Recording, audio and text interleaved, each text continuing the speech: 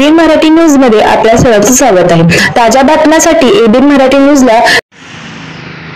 आपण नुकतेच महाराष्ट्रामध्ये राजकोट येथे महाराष्ट्राचा आराध्य दैवत राजा शिवछत्रपती यांच्या पुतळ्याची विटंबना झाल्याचं चित्र आपल्याला संबंध महाराष्ट्रभर दिसत आहे। आणि ह्या पुतळा पाडण्यामागे राज्यशास्त्राचा भ्रष्टाचार कारणीभूत आहे। भ्रष्टाचाराची यंत्रणेमुळं अवघ्या 8 महिन्यातच महाराजांचा अश्वरूप पुतळा त्या ठिकाणी पडला जातो आणि मंत्री महोदय त्या ठिकाणी वाऱ्याने पडलं म्हणतात। या निर्लज्ज सरकाराचं हे वक्तव्य अतिशय निंदनीय आहे। या 350 वर्ष झाले तरी सुद्धा गड किल्ले सुरक्षित आहेत, परंतु महाराजांचा पुतळा घाईघाईमध्ये करणं आणि राजकीय इव्हेंट करण्यासाठी प्रधानमंत्र्यांच्या हस्ते त्याचं उद्घाटन करण्याची जी घाई केली, ही घाई तमाम शिवप्रेमींच्या दुःखाला कारणीभूत ठरलेली आहे।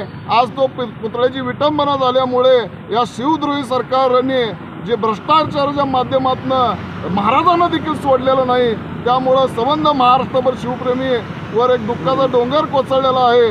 आणि या भ्रष्ट यंत्रणेला, या माजलेल्या सरकारला पडदिशी या नैतिक अधिकार नाही त्यांना सरकारवर राहण्याचा। आज आम्ही सोलापूर जिल्हा युवा सेनेच्या वतीने या शिवद्रोही सरकारचा जाहीर निषेध आपण युवा सेनेच्या माध्यमातून आम्ही करत आहे आणि महाराष्ट्र सरकारला हा इशारा देत आहे की लवकरात लवकर त्या ठिकाणी महाराजांचा मोठा पुतळा उभा नाही राहिला तर एकही मंत्र्याला आम्ही या सोलापूर जिल्ह्यामध्ये फिरकू देणार नाही। हा गर्भित इशारा या माध्यमातून युवा सेनेच्या माध्यमातून मी या ठिकाणी देत आहे।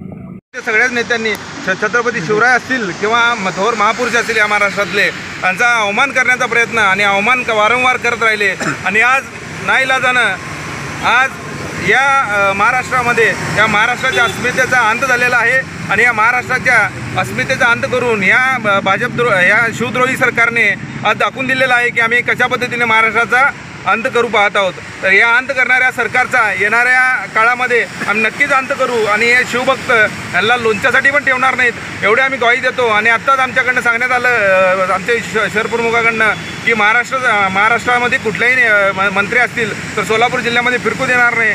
तर हे आम्ही तंतोतंत पालन करू आणि इथून पुढं जर सोलापूर जिल्ह्यामध्ये कुठलाही मंत्री आला तर त्याला या सोलापूर जिल्ह्यामध्ये कुठल्याही पद्धतीचं आम्ही सभा किंवा कुठल्याही पद्धतीचे जनआंदोलन आम्ही घेऊ देणार नाही आणि त्यांना फिरकूही देणार नाही अशी आम्ही ग्वाही देतो आणि त्यांचा आम्ही निषेध मोठ्या प्रमाणात करणार हे आम्ही स्पष्टपणे सांगू इच्छितो।